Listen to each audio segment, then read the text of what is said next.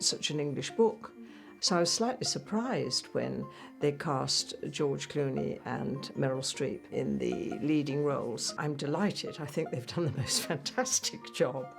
And I think they're rather good together. Ross books, they're international. Immediately, I was a bit shocked. I thought they've got to be English voices. But when it's done, it's wonderful. It makes no difference at all. Me, darling. That's right where it's going to land. Don't. Let's go.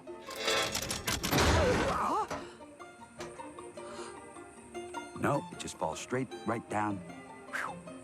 Wes called me one day. I remember I was driving down the street and he called me and it was pouring rain. I ended up having to pull over because I was like, I don't think I can do this phone call in the blinding rain. He said, I just think it was like, who should we get from Mr. Fox? Who is today's, Cary Grant? In about like an eighth of a second, we both said George Clooney.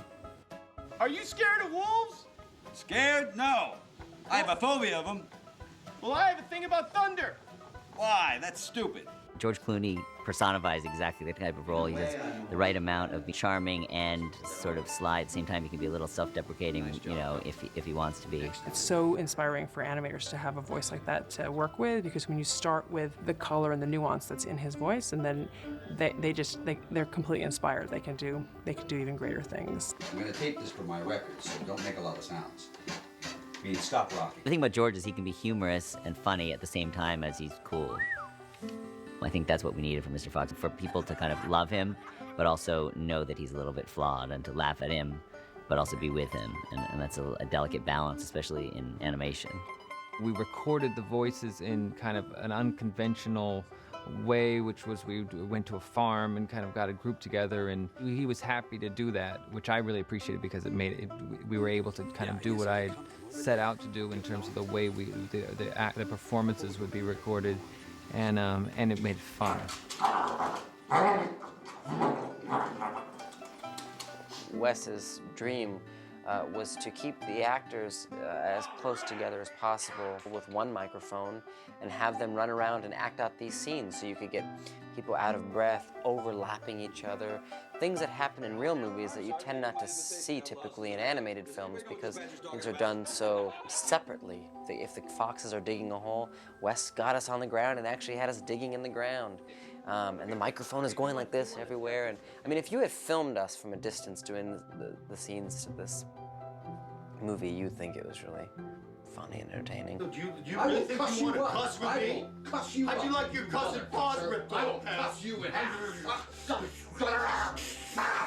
We did it all out in nature. No one's ever done anything like that. We're in different barns, different parts of the farm, different atmospheres, to get different sound quality and different feel when you're performing.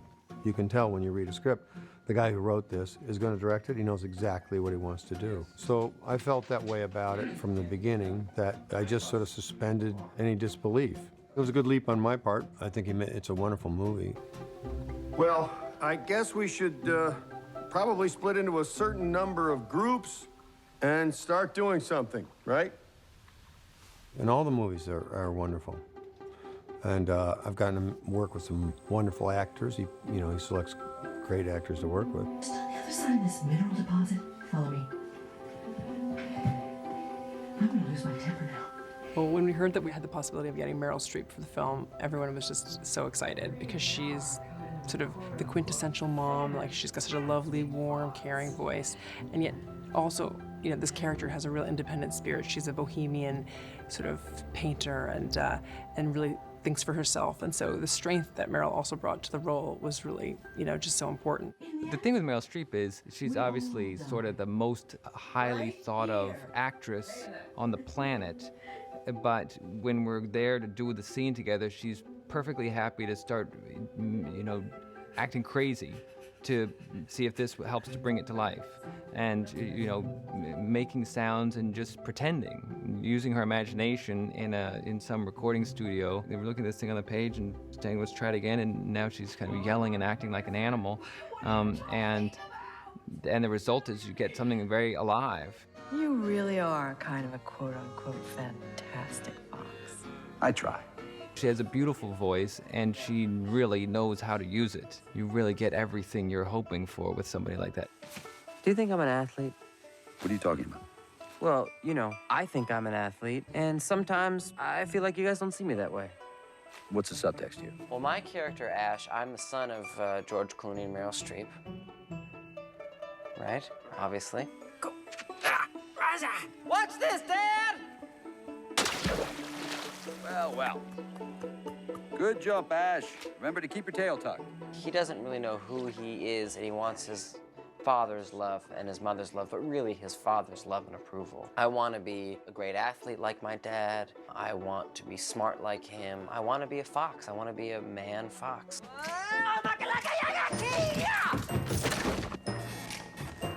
What makes Mr. Fox so fantastic is just that maybe all foxes are fantastic. Maybe everyone's fantastic.